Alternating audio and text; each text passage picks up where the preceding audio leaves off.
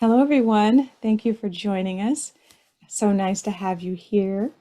So happy to be here to celebrate our graduates from these two amazing programs that we've been able to run with the partnership of our great alumni as well as our corporate partners. And we're here today to celebrate everybody who has gone through this and come out on the other end. And during a pandemic, shall we not say? So they've survived a pandemic, they're thriving and they're achieving, and we're here today to celebrate them. I think all of our students know how we like to start. We generally start with our class photo. So if all of our graduates could please turn your cameras on and get ready to look into the camera and give us your big smile. And we have so many wonderful guests joining us. It may be a couple of screens and you may not know which one you'll be on. So we would ask that you smile and stay smiling while Rolake counts us down to a photo. If you could turn your cameras on, that would be great. We'll give one more minute for folks to get in to get their cameras on. I actually am I'm going to do the photo because I've got the ability to do that here. Rolaki's having an issue, so I will jump in. I'm not nearly as great a photographer as she is, but we will get this done here. So turn your cameras on, and I love the great background. I see many of the graduates with your graduate caps above your heads, and that's just wonderful. So we'll go ahead and I'll take the first photo. So smile, everyone. Okay, I've gotten that one. Now I'm going to screen two, and no one knows who's on that one. So let's go ahead and smile again in the camera. Great. Thank you so much. I really appreciate that. We're really excited about what we have going on today. And I always like to start these events. We have a wonderful leader and we have great support for this program and for our students. And so it is my honor to introduce the Ronald and Valerie Sugar Dean of UCLA Samueli, Jayati Murthy. Thank you. Thank you so much, Audrey. And it's wonderful to see all of you, I guess. So welcome. So good afternoon. Good afternoon to we at UCLA Leadership Academy and the Aerospace Academy cadets, to our friends and family, to our industry partners, faculty, alumni, everyone who's on this call. So welcome to all of you. First of all, I hope you guys doing well. I hope you're all safe and healthy. And, it's absolutely true that this pandemic has continued to test our individual collective and our resolve. But I have to say, the way our community has responded to these challenges, it's been truly phenomenal. You responded with poise, with resilience. It is really impressive. And this is also why I'm especially proud of you and all of our UCLA Samueli students, despite not being able to study on campus until the fall quarter, and again being dealt another tough hand with the remote start this winter quarter. You've all found a way to thrive and to foster a thriving UCLA community. So that's been truly wonderful. And that includes everything that you've done as a part of the We at UCLA Academies. I want to thank our accomplished alumna, Melanie Maharachi, for joining us today as our keynote speaker. Melanie, your journey from being a UCLA student to now an accomplished industry leader, especially the key role that you played in the successful landing of the Mars 2020 Perseverance rover last February. I mean, all of this is deeply impressive and deeply inspiring. And I'm sure that our cadets will learn a great deal from listening to you about your experience. So thank you so much for doing this, Melanie. Thank you. Now, Now, to our corporate and our corporate sponsors of the Aerospace Academy program, Northrop Grumman and Raytheon Technologies, thank you all so much for your support and partnership over the years and for helping guide our cadets through as they pursue a career in the aerospace industry. Thank you. Thank you so much. And today, I want to offer my warmest congratulations to you, our 2022 Academy graduates. You all deserve a round of applause for accomplishing so much in such a short time. So congratulations to you. I'm thrilled to see so many more women are entering engineering than when I was a student. And I think a large part of that increase here at UCLA is due to the success of the WE program, which, by the way, is celebrating its 5th anniversary this year. The percentage of our undergraduate students who are women has increased every year since we at UCLA was founded 5 years ago. In fall of 2017, women were 22% of our undergraduates. And this year, the school year, 30% of our school's undergraduate enrollment is women, and that's a new record for us. And women represent nearly 36% of our freshman class from fall 2021. So that's pretty amazing. When I became dean in 2016, one of my major goals was to make our school more equitable and inclusive for women, both in terms of recruited faculty and students. I wanted to establish a program dedicated to ensuring the full participation of women in the field of engineering and in computer science. We at UCLA, of course, stands for Women in Engineering at UCLA, but it's more than that. It's a collaborative effort, and we, that is all of us here, are on this journey together, including men and non-binary individuals who are supportive of our mission. So I'm very proud of this thriving program and all the students who participate in it. And I'm absolutely grateful for Audrey's leadership and dedication. And it's what makes this program a great success. And so together, our Academy graduates have helped create and sustain a welcoming atmosphere for all our students. And so I'm very, very proud of this thriving program. Right now, with your success, you are paying it forward and paving the way for many more young women who will follow in your footsteps to become confident leaders of our engineering community, both within our school and down the road in the engineering and computer science professions.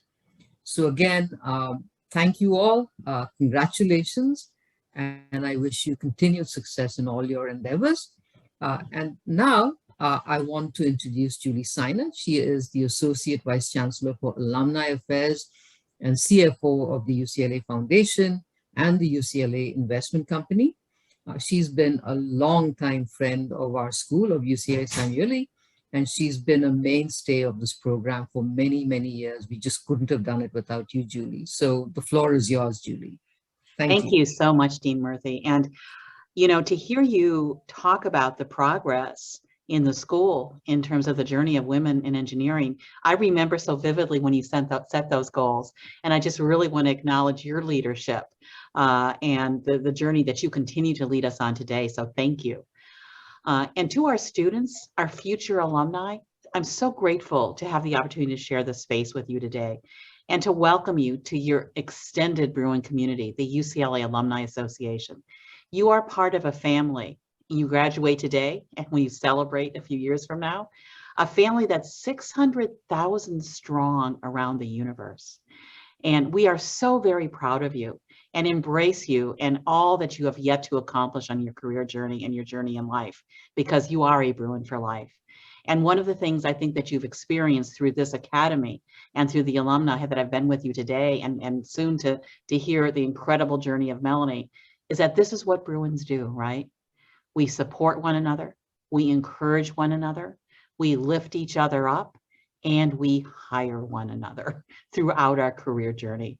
And we open the doors for people to have the kind of conversations that you've been able to have as part of this program. So congratulations. The other thing I want to acknowledge is the fact that you signed up to do this. That's what Bruins do too. We look for those opportunities. We embrace those opportunities, whether they're a little uncomfortable for us or whether they're very comfortable for us, because we know that we have the support to get through this. So continue to sign up, continue to raise your hand, continue to say yes for yourself, for others, for this Bruin community on the way, because that is what we do. So congratulations to you. And Audrey, I want to also acknowledge you and the faculty. To use the word that Giathy used a couple of minutes ago, resilience. You created this opportunity for this group to continue to come together. And I know that we have yet to see what's to come down the road. And to the students, exactly what your dean just told you. Just like we have the opportunity to listen to Melanie today, I look forward to, within the next 5 years, seeing you come back and womentor and fementor the women that are part of this program, and one day keynote this address as well. Because you're a Bruin. That is simply what Bruins do. And to our alumni and alumna, thank you so much for saying yes to being a part of this program and continuing this on. Because again, who are we? We're Bruins. So welcome to your alumni community, your alumna community. And I look forward, Melanie, to hearing your journey and your students, your stories, as we continue this celebratory moment today. Enjoy that. Enjoy this moment. You've earned it. Congratulations. Thank you, Julie. Thank you, Dean Murthy. So excited about these wonderful statistics that the Dean shared with us, but more excited about these wonderful students that we get to work with. So I'd like to start now with the formal part of this presentation, and can't wait to be able to turn it back over to the students. I'd like to begin by stating that as a land-grant institution, UCLA acknowledges the Gabrielino Tongva peoples as the traditional land caretakers of Tavangar, the Los Angeles Basin and Southern Channel Islands. We pay our respects to our ancestors, elders, and our relatives and relations, past, present, and emerging. Now, welcome to the UCLA Women in Engineering, Aerospace, and Leadership Academies joint graduation celebration. I'd like to start with a little information about the We at UCLA program. We were established May 1st, 2017, and as the dean said, we're about to have our 5th birthday. We are an institutionalized student support program within the UCLA Samueli Dean's Office. We're run by full-time professional staff, and our program focuses on 3 principal areas. That would be recruitment, retention to graduation, and career preparation. I'd like to point out that our We at UCLA Academies program straddles both our retention to graduation and career preparation areas. Our mission is to enable the full participation, success, and advancement of women in engineering and computer science. I am the inaugural director, and so honored to be so, of We at UCLA. I'm also a double Bruin, having gotten my master's and PhD in mechanical engineering here. And I also serve as an adjunct associate professor in the mechanical and aerospace engineering department. Moralake Omoya is our social media director for We at UCLA, and she's also a PhD candidate in civil and environmental engineering. Janelle Bossett-Allen is the external affairs partner directly for We at UCLA. I like to think we have her all to ourselves, but she does wonderful things for the school as well as for our program, and she's an associate director of development.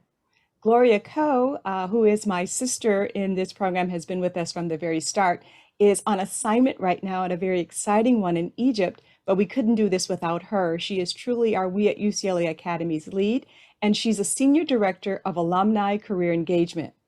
Amanda Raymond is an associate director of alumni career engagement. She joined the team this year with our programming, and we couldn't be more happy to have her. And Melissa de Gravel also joined us this academic year. She's an assistant director for alumni career engagement, and none of this would be possible without the people you see on this screen. So I'd like to thank them all. Now I'd like to talk a little bit about the programs that we're here to celebrate. And I'd like to start with the We at UCLA Aerospace Academy.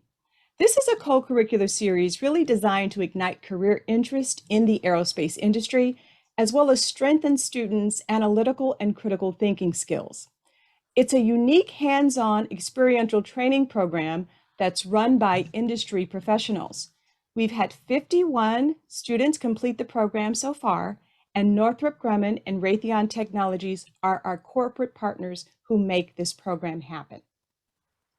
These are the students graduating today from that program. You can see they range from second year to fifth year, and you can see their faces. You will hear from them their thoughts about the program later. So we started the program with Raytheon Technologies. They came in session 1, taught us about cybersecurity, cryptography, and blockchain. They came back 2 weeks later in session 3 and taught us about artificial intelligence and machine learning. Our Northrop Grumman partners came in week 2 and taught us about systems engineering, and they came back in week 4 and taught us about stealth technology. Now, we could not do this without the people who made it happen. So at this time, I would like to sincerely thank our Northrop Grumman partners, including Dr. Jonathan Ehrenberg, a Bruin, Dr. Laura Bauer, Tim Boyd, Chris Dickman, Daniel Kim, Debbie McKenna, Jasmine Nazari, Annalise Peterson, Liz San Miguel, Eli Weiss, and Dr. Kevin West. Thank you, Northrop Grumman partners. And I'd also like to acknowledge our Raytheon Technologies partners, Stacy Franklin and Noel Ellis. Now I'd like to talk a little bit about our We at UCLA Leadership Academy. This is a cohort-based professional development and leadership series designed to empower, improve self-efficacy, and provide a sense of community among UCLA Samueli students. Female industry leaders, our alumni, serve as keynote speakers and panelists, and they address themes around leadership. We've had 148 students graduate this program so far, and the themes around leadership that we address are self-efficacy, identity, ethics, confidence, community, and teamwork. These are the 18 women graduating from this program right now, and you can see they range from first year through to PhD. So we have a very rich community of students all coming together and all getting a great sense of what they can expect from our amazing alumni and other industry professionals who come in and work with them. To that end, I'd like to thank the folks who came to our professional development session. These industry professionals provided resume critiques and technical interviews to all of our students. That would be Abubakar Ba, Gregory Kagimble, Chris Clark Jr., David Duami, Kristen Giovanelio, Farana Hawk, Cato Johnson, Terrence Lamb, Ann Lee, Nick McCall, Fernando Olmos, Kent Pride, Andrew Pryor Miller, and Jenny Zhao. In addition to that, we had many speakers, panelists, and facilitators who helped with our sessions, and I'd like to thank them at this time. Shadai Adashun, Dr. Oladuni Ajega, Professor Clarice Ayalo, Sydney Austin, Professor Scott Brandenburg, Lisa Cagnolati, Evelyn Cortez Davis, Kelsey Curtis, Sarah Douglas, Professor Carissa Eisler, Nusha Gaji, Alexander A.J. Johnson, Matthew McIntosh, Leslie Mamoda, Melody Mulbauer, Vinay Indefru, Dr. Maria Del Pilar Ucades, Ike Okorafor, Melanie Rivera, Professor Veronica Santos, Leticia Soles, Marianne Spidel, Norma Tam, and Winray Yang. So congratulations to our graduates. We're very excited for you today, and we want you to continue to do amazing things. Now I'd like to ask that the biography of our keynote speaker be dropped in the chat. You are going to find her remarks very inspiring, as we find her very inspiring in and of herself. And we were so thrilled when she was able to make time for us today. I'm talking about none other than Melanie Maharaji, who has decided to so graciously come here today and be our keynote speaker. She is the Chief Executive Officer and a partner of Cambridge Global Ventures Incorporated, and she is an alumna and a Bruin, and we couldn't be happier to have her here. So without further ado, I'd like to turn it over to Melanie. Thank you, Audrey. And thank you, Dean Murthy and Women Engineering at UCLA group for giving me this opportunity. So I was given only less than 10 minutes to give this keynote. So I'm going to make it as uh, a lesson, few lessons I want to give you ladies who are graduating today. Congratulations. And hopefully you can take something valuable to your careers when you're embarking on aerospace and your leadership careers. So people who have not read my bio, I graduated from UCLA in 2009. It's been 13 years, seems like really many moons ago. I was in the aerospace industry for over a decade. And right now I am in the finance section where I feel like I am also impacting more, where we are investing on female tech founders, and we are looking into environmental, social, and governance tech startups, and traveling the world and bringing these investments into these small startups. So that's what Cambridge Global Ventures is doing right now. So let me start with in my career. My first job was at SpaceX. I worked for Elon for nearly 5 years, Elon Musk. When he was not very popular, he was not this icon at that time. So I had the opportunity multiple times to sit in the same table and brainstorm and work on very complex engineering problems. Then I worked at Boeing and then NASA Perseverance rover at NASA JPL. So in my career, looking back, I want to tell you guys few things that I did right and few things I wish I knew going into my engineering career. So the two things stands out very well, when I think about what I did right. Number one thing is when I entered, even when I was at UCLA, I was a non-traditional student. I had two children, young children, when I was in UCLA. My daughter was 5 years old when I started my engineering degree. So when I went into the workforce, I was still a non-traditional new grad.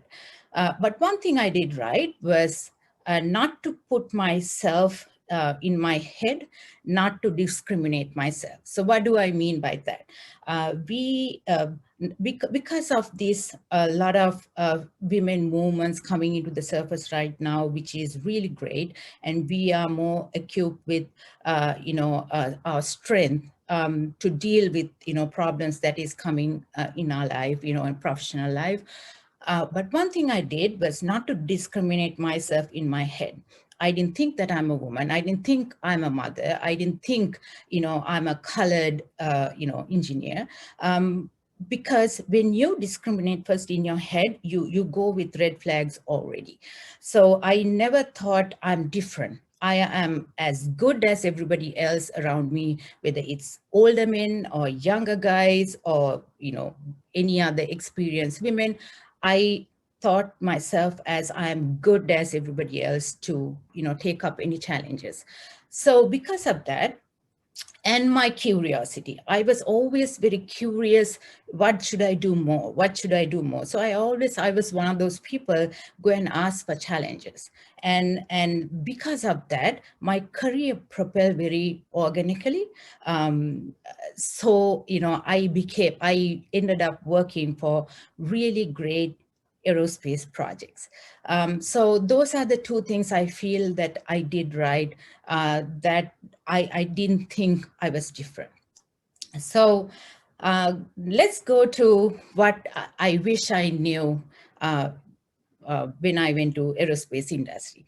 Number one, men are more helpful than you think. Aerospace industry is a very male dominant industry. So I went with a lot of skepticism. But I have to tell you, most of my colleagues, the 95% of my colleagues have been men. And they were the most helpful colleagues that I could ever think of.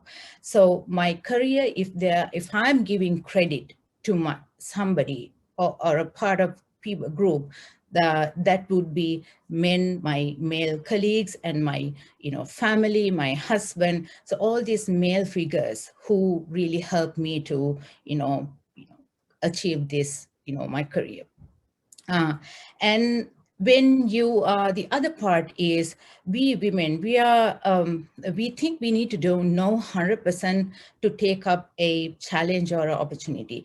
That's something I didn't know. I always, when opportunities presented at the beginning, I shied away from that because I think I need to know X, Y, and Z. So it's not this case. It's in aerospace industry, you're constantly innovating.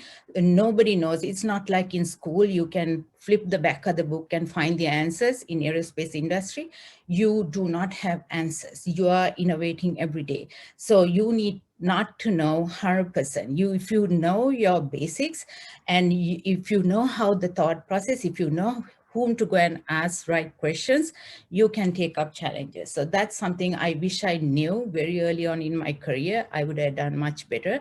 I would have had less headaches and less tears. And although I'm going to contradict myself, and I'm going to tell you that chivalry is dead in aerospace industry. What do I mean by that? So I'm really contradicting. If your job description says you should be able to lift physically 50 pounds, you should be able to do that. I see people are helpful, but when it comes to your job, you cannot shy away from things that you think you're not capable of doing. So you need, if we are fighting for the equality and the equal pay, we have to deliver our end of the bargain. So that's something I would tell you guys, be fit when you're going, especially when you're a mechanical engineer, you will be doing a lot of hands-on work. And it is important for you to do hands-on work for you to propel your career. So be a little physically fit. And aerospace industry, the other part that I didn't know, or I wish I knew, was aerospace industry is such a big, large industry, but the community is very small. So when you are in the community, when you work as aerospace, engineer or, mechanical engineer, um, be very conscious to how you develop your career. It's a larger industry, but a community is small. You will never be able to get away and move on. You have to develop a very authentic, what do you call, um, uh, career, so that your community is going to be very helpful. That's what I did. And the other part is treat your job as your second family. Right now, all my friends are from the aerospace industry, people that have worked. They are the ones who are going to be for you. You're going to, address a lot of problems, and they are going to be very helpful. And think about the James Webb telescope that we launched, and we are eagerly waiting for the first pictures coming in July. The research and development that has gone is about 20 years into that project. And we have to right now do 300 maneuvers successfully, one after the other, for that to be successful. So engineering and aerospace is a team sport. It is not a solo sport. So we understand that you're always going to be a part of a team. And lastly, I want to tell you is for our leadership grads who are graduating today, and including the aerospace engineers, you are leaders as well. Use your life experience for lack of professional experience. For the first 2-3 years, somebody might tell you that, oh, you're not that experienced, in your profession, but don't be disappointed by that. Your Personal experience is going to help you making decisions in your professional life, which I did many, many times. So congratulations, everybody. And I wish you all the best. My email is, please, if ever you feel that you need to talk to somebody or you need a mentor or discuss anything, just shoot me an email. We'll have some coffee and we'll make it work.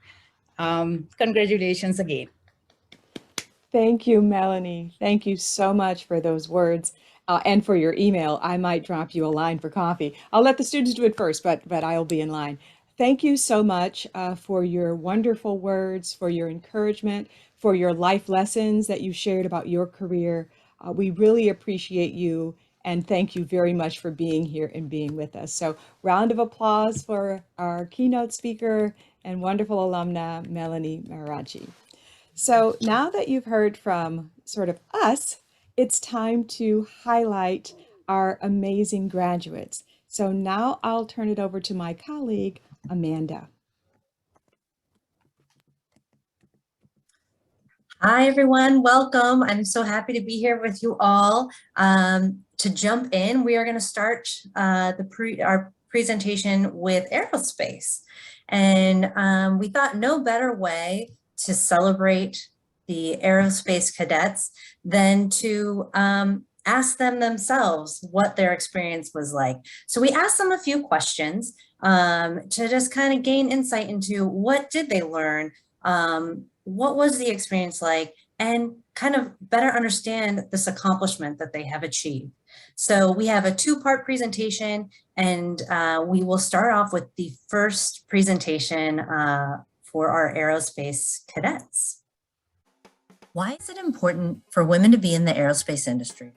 Michelle wrote, "We might be able to introduce a new perspective of thinking compared to our male peers, and it's about inclusivity." Irohan wrote, "The aerospace industry is so diverse and we need unique approaches to help solve aerospace challenges. Women bring new ideas and perspectives that need to be represented in the technology that affects society. Plus, more women in the aerospace industry can provide a more welcoming experience for other women." Joanna wrote, "An industry that requires such innovation and creativity would benefit from having a greater diversity of ideas and team dynamics. We often tell people to reach for the stars, and aerospace makes this aspiration that so many people hold just a little bit closer to reality. It is important for all people, including women, to be able to strive for something greater by seeing their future possibilities in such fields." How can the aerospace industry benefit society? Anna wrote, "The aerospace industry can benefit society in many ways, from space exploration to satellites that help humans on Earth, to stealth and security, which helps keep us safe." Alyssa wrote, "The aerospace industry works to protect the public from all sorts of threats, and research done in the aerospace industry tends to trickle out into the commercial sector." All right, and so please join me in welcoming to our screens our first group of aerospace cadets. We have Michelle Boguslawski, Irohan Neuro, Anna Kosumin Spinoch, and Alyssa Simmons. Congratulations. Please join me in a round of applause on Zoom. Now, we are going to take a picture here with the dean. So you can get a count off so they all know that they're. Okay, get ready. 3, 2, 1. Got it. Thank you. Yay. Congratulations, everyone. Yay. So with that, we have our second presentation of aerospace cadets that we will be sharing. What was the coolest thing you experienced at the Aerospace Academy? Natalie wrote, learning about systems engineering and the James Webb Space Telescope from Dr. Ehrenberg. Sahiti wrote, the encryption topic felt very different from what I learned previously. It was really cool to see how math and logic are applied to provide safety and secrecy across the network. Shake wrote, I found all 4 sessions extremely cool. However, the coolest was the presentation opportunity during the first Northrop Grumman session. Brainstorming together with a professional from Northrop Grumman, Tim Boyd, was really, really cool, and I felt really great after I presented our ideas. Shinyi wrote, the coolest thing I've experienced at the Aerospace Academy was learning how to hack. Being able to learn how cybersecurity works and how to think like a hacker is pretty rad. It gives me more ideas to think about different types of future career paths. What blew your mind a little bit? Nazanin wrote, stealth definitely surprised me. I understood the importance of being silent and unseen, but had not considered the obstacles faced when dealing with large and very loud aircraft. Catherine wrote, the machine learning session definitely blew my mind. Neural networks were explained in a very accessible and interesting way, and it was so interesting to see how the AI was able to distinguish our photographs. It was also neat to learn how AI uses data and algorithms to make predictions and to see how these processes are understandable.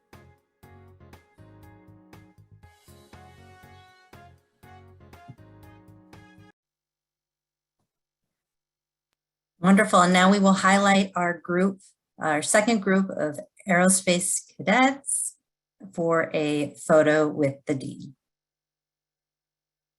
So would love to celebrate. Okay, I'll count you down for the beautiful picture. And 3, 2, 1. Congratulations. Yay. And I just want to celebrate Ginny Lin, Catherine Oberlander, Sahiti Gava, and Shake Kalatar Meridian. Congratulations, ladies.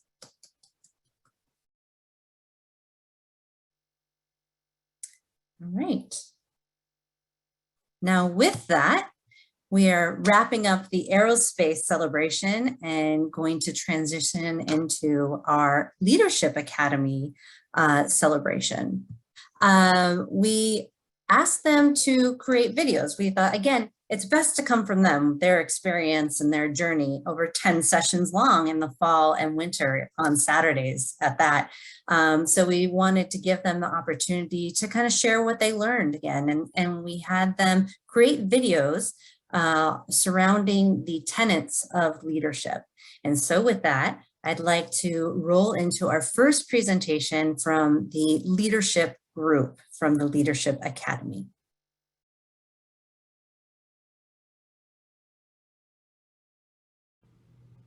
Leadership is an ever-changing practice of guiding and leading people. We believe that every person has their own way of being an effective and inspiring leader.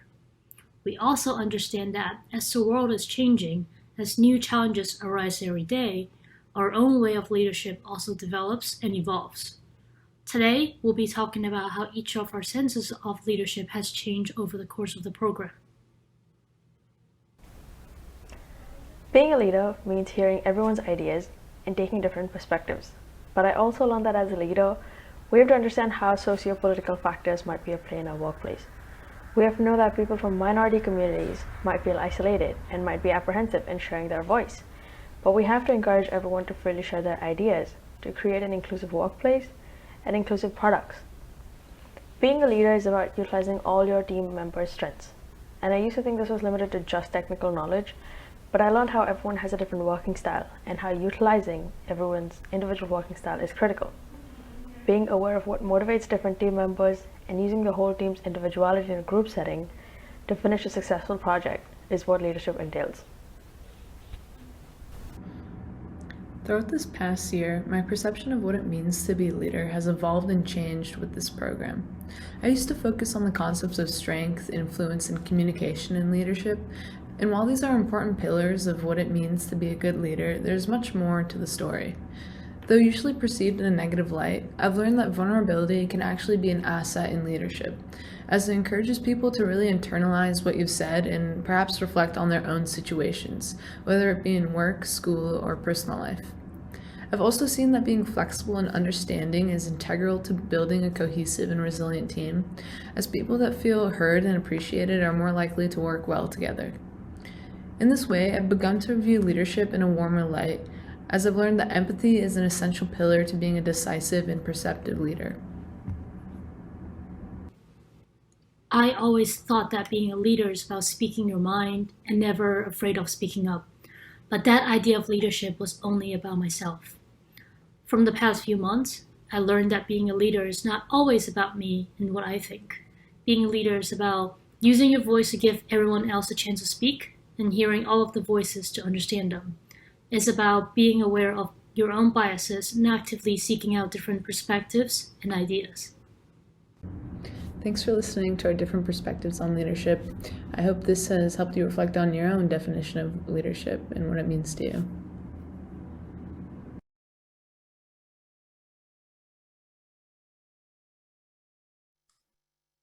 Wonderful. And now if you can join me in welcoming to our screens, team leadership.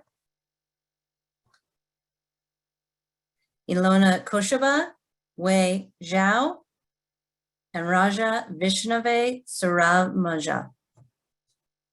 Congratulations. Great. Now we'll count you down for your wonderful photo with the dean. And 3, 2, 1. We got it. Thank you. Yay. Congratulations. And with that, we are going to now hear from the team that covered the tenant community.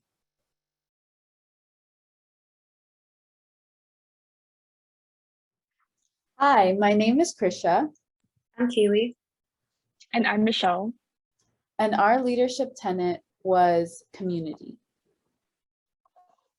So today in this presentation, we're going to be addressing a few different topics. First, what is community and why is it important? And then we're going to be talking about how do you effectively build community as a leader, followed up with a real life example. So what is community? In our understanding, we think that community is generally a group of people with shared beliefs or a common goal. So that can be a group of employees working in a company or a nonprofit, or kind of like a dance team even could be considered a community. A lot of communication and collaboration generally go on with a community. And we also think that strong communities, aside from the communication and collaboration that goes on in their day-to-day working life, also accept and support each other. So next, I'll be talking about why community is important. So as a leader, it's important that you build relationships with those whom you are leading and also those you are leading with. And diversity in a community also leads to more diverse perspectives. Effective leadership allows for the community to work toward a unified goal, and community is important because it works hand in hand with other leadership tenets like teamwork. So creating a generally supportive environment is a responsibility of the leader, and these are some ways that we can effectively build community as a leader. So first, a leader must possess emotional intelligence. So this entails being empathetic and aware of everyone's background. Communication is also an important skill that a leader must possess. A study reported by Lawrence F. Bennett in his book, The Management of Engineering, Human Quality, Organizational, Legal, and Ethical Aspects of Professional Practice, was one of the studies introduced in UCLA engineering ethics classes. And in this survey, engineering organizations were asked what competencies were needed in their top executives, and 84% of these responses answered communication. So in order to be a strong communicator, you should make everyone feel like your opinions are heard in order to build trust amongst the community. As a leader, you should also support and validate others' work in order to make sure your community feels valued. And socialization is an important aspect because a leader should get to know their community members in and outside of the workplace. And then a real life example of building community is this Leadership Academy itself. It provided cadets like us with activities and opportunities to develop a community with other female engineering students, faculty, and alumni. So the first tenet was communication, which taught us how to effectively communicate in difficult situations and scenarios. The program also supported us by teaching us skills regarding how to be an effective community leader. And finally, the Leadership Academy was an opportunity for socialization by creating a safe space to share common experiences for female engineers. So thank you for this. Thank you for listening.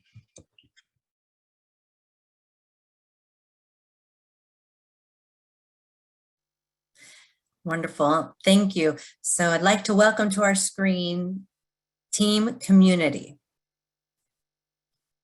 Krisha Manuja, Michelle Z, and Kaylee Masuda. Congratulations. And now we'll take a picture with the team. Yay! Okay, everyone, smile. And we'll take it in 3, 2, 1. Thank you. Yeah, congratulations.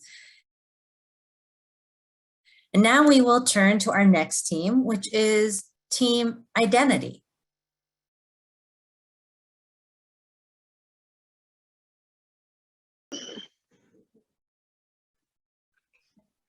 All right, hi everyone. This is our We at UCLA final project, and it's based on identity. Our project is interview style, and we'll be answering a few questions for you. Who are you? Yep. Hi, I'm Sydney. My pronouns are she, her. I was born and raised an Asian American, and I plan to be a woman engineer and clap mom. Hi, my name is Alice and my pronouns are she, they. I was born on the West Coast and moved to the East Coast before returning to the West for college. I'm a second-year mechanical engineering student. Hi, my name is Ava. My pronouns are she, her. I'm an Iranian American and I'm a second year studying electrical engineering. What does identity mean to you? Me, identity is a living entity. It is something that is constantly changing and made of many different ideas based on who or what is viewing you. To me, identity is personal and dynamic. It's how you know yourself and how you progress. And each person's identity belongs totally to themselves. I think that identity is what makes a person unique. It is the different facets of their personality that develop from the personal preference and the way that they were raised. Who/what shapes your identity? My identity is shaped by many things. It is something that is attached to me, by me, and through others. Like my mother, I am her daughter. My friends, I am their companion. And for UCLA, I am their student. For me, the people and things I care about, as well as the things I choose not to care about, shape my identity. I think we try to shape our own identity while the environment and community also heavily influence us.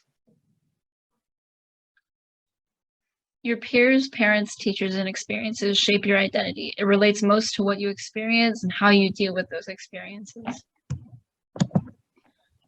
What has We at UCLA taught you about identity? We at UCLA has taught me that my identity is something to be valued. It affects how I'm perceived, and knowing who I am is essential to navigating life. My identity may not be perceived well by others, but it should not stop me from celebrating who I am. We at UCLA taught me to value and protect my identity. They taught me challenges may be unavoidable, but they don't have to be terrifying. Each unique identity lends itself to certain things, and a diverse group of identities create the best teams. I have learned how to work well with others and that may have a different identity than me. I have also learned about the existence of different identities and how all of them can bring something different to the table.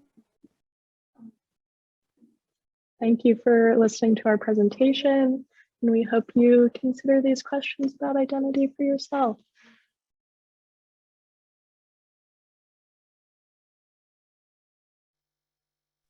And now I'd like to welcome to our screens the cadets of Team Identity.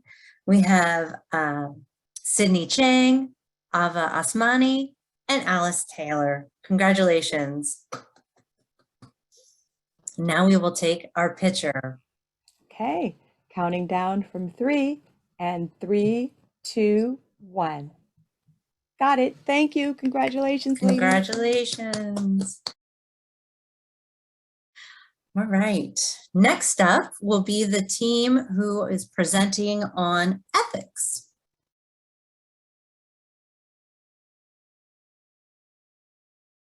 Hi everyone, thank you for watching our video on ethics in the context of leadership. Hi, my name is Zahra Misbah. I'm a third year chemical engineering. Hi, my name is Michelle Gaslowski. I'm a second year mechanical engineering. Hi, my name is Evie Haynes and I'm a first year in mechanical engineering. So today we're going to start with defining ethics, and then we're going to talk about why we should be ethical, and then we're going to finish up with how we can be ethical. We will start by defining ethics. Ethical leadership is defined as leadership demonstrating and promoting normatively appropriate conduct through personal actions and interpersonal relations. While academic abilities remain integral, it is the work ethics that form the soul of the business. Ethics must begin at the top of an organization. It is a leadership issue, and the chief executive must set the example. There isn't just one correct way to lead ethically. However, there are some basic elements that are fairly consistent among ethical leaders, such as leading by example, willing to evolve, respecting everyone equally, communicating openly, and showing no tolerance of ethical violations. So another question we have is, why be ethical? So an ethical person is focused on two main priorities. One is following the company's values. How are we going to satisfy the customer demand or what they want? And secondly is how to have an effective work environment. We want to hear everyone's perspectives and work together to get to whatever goal we want to achieve. So specifically for a woman in a male-dominated field, to be an ethical leader, you do not necessarily have to be overly kind. It is more about having an affirmative side to be like, hey, this is what we need to do. Here's how we need to manage in order to follow the company guidelines, but also to follow how we're going to get to the product or the goal or whatever we want to show to the world. And then we can touch on how we can be ethical. In order to be an ethical decision maker, you must be able to have empathy for others. You must be able to take accountability for your own actions. You have to respect everyone equally, and you have to be completely transparent, especially with those who depend on you. As an example, let's say you as a woman are working in a group of all men, and unless you join in on their misogynistic jokes and comments, you are unable to make consistent conversation. There are a few responses that you can do in this situation. The first of which being that you can talk to them one-on-one, or you can make them aware of their negative impact. You could also ask them why they're saying things like that. And if none of that works, you can talk to higher management or human resources. You should also keep in mind that you don't have to make men see you as one of the boys in order for them to give you respect. You deserve to succeed in a male-dominated field because of your intellect and your ability, not because of your ability to blend in.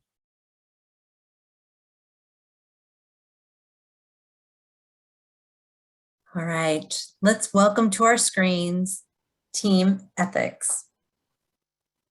Michelle Bogoslowski, Zahra Alamispa, and Evie Haynes.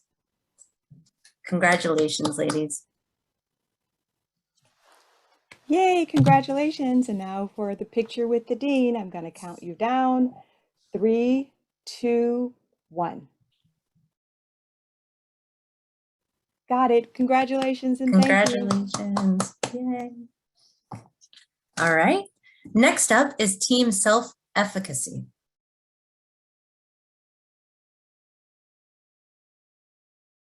Hi, today we're going to present self-efficacy for the We at UCLA Leadership Academy. Let's first see what exactly is self-efficacy.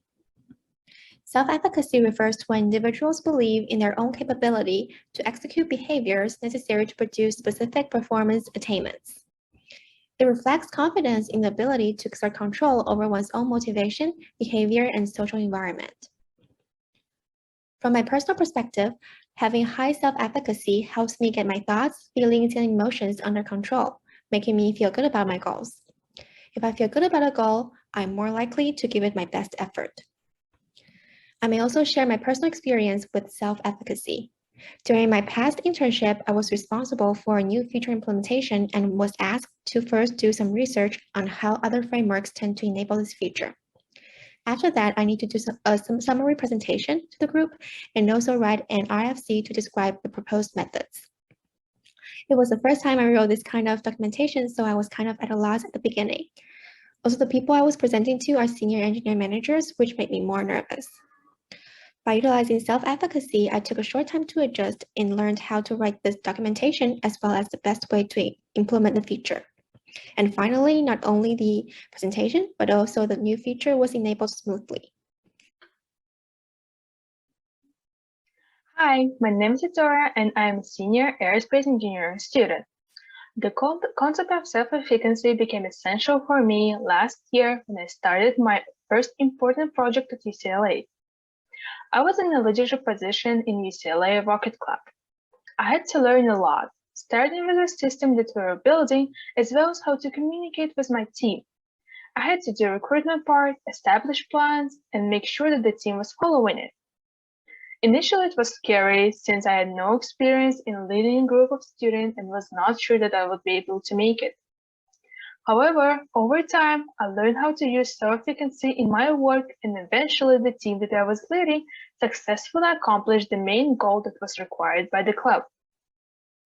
Self-efficacy is still an important part of my life and is helping me every day in the work that I'm doing so I'm effective in it and achieve results. Hello there, my name is Kaylee and I'm a junior materials engineering major here at UCLA. I'm going to be sharing with you some of my experiences with self-efficacy. So I'm someone who's been involved in research on campus for several years, and I've often been fortunate to find myself leading different research teams while also being the only woman present on those teams. And I think it takes a lot of self-esteem and confidence in yourself and your ideas to advocate for what you believe is right, not only in terms of the science that we're doing, but in terms of how we should be conducting ourselves as scientists and engineers. And I've often had to advocate for the needs of others around me, as well as myself, who were being marginalized at the time by some of my male colleagues. In addition, I think as a leader, it's important to not only show efficacy in yourself, but to advocate for the needs of others around you so that we can all come together, because science is a collaborative thing and everyone's voice needs to be heard.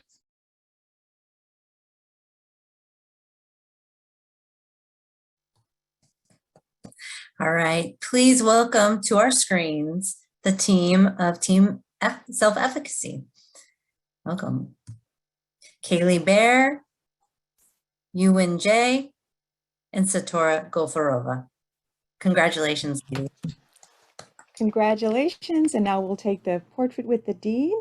I'll count you down in 3, 2, 1. Got it. Thank you all. Congratulations. Congratulations. All right, and now we will turn our attention to our last presentation, and that is the presentation on confidence.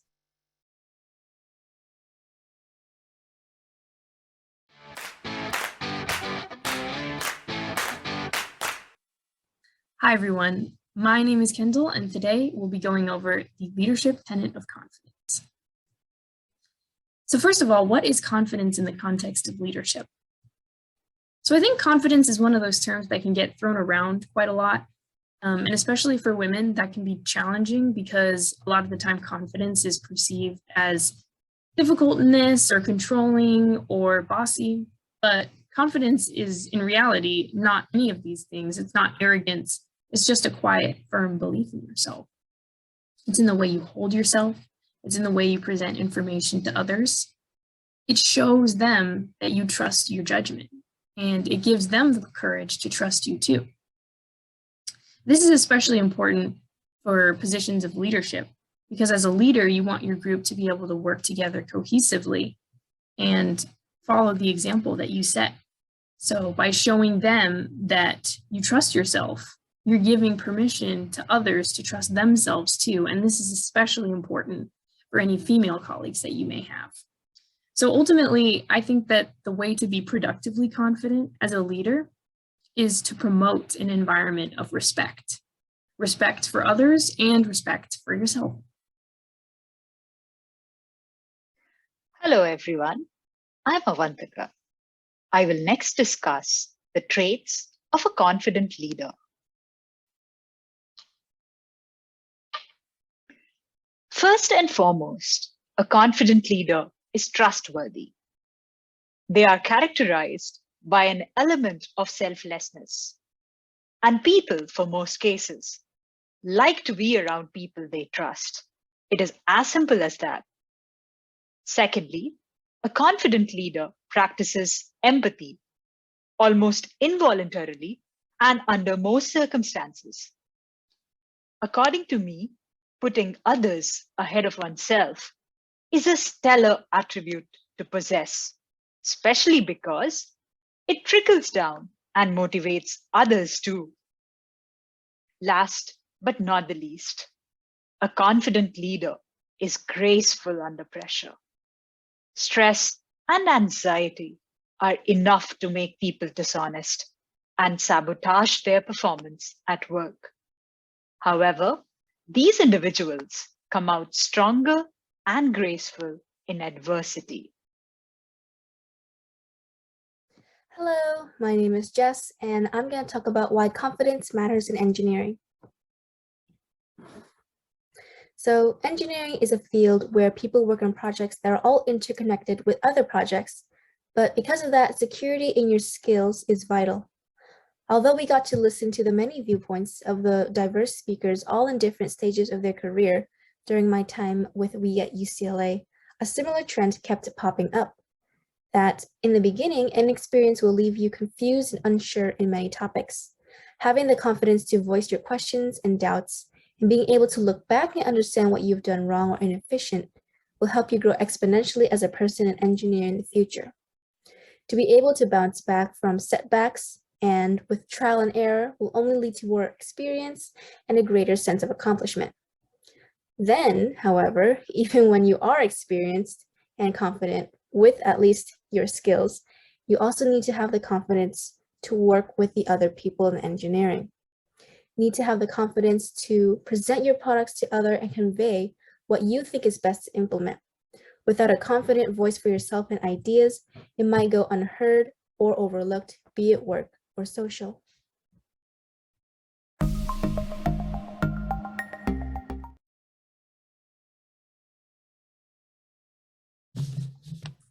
Okay, I'd like to welcome to our screens the members of Team Confidence, Kendall Millett, Jessica Tang, and Avantika Singh. Congratulations. Congratulations. And now for your portrait with the Dean. I'll count you down in 3, 2, 1. Got it. Thank you. Congratulations. Congratulations, and congratulations to all of our graduates today, Aerospace and Leadership. We are so proud of you all. Thank you. We are so happy to have done this program with you over the course of for leadership, fall and winter quarter, and for aerospace, pivoting to digital and doing it in winter quarter. Thank you so much for sticking with it and sticking with us. We could not be more happy for you. Congratulations. Thank you everyone who came to also participate and to celebrate them. We thank you and we wish you a happy Saturday. Be well and stay safe. Goodbye, everybody.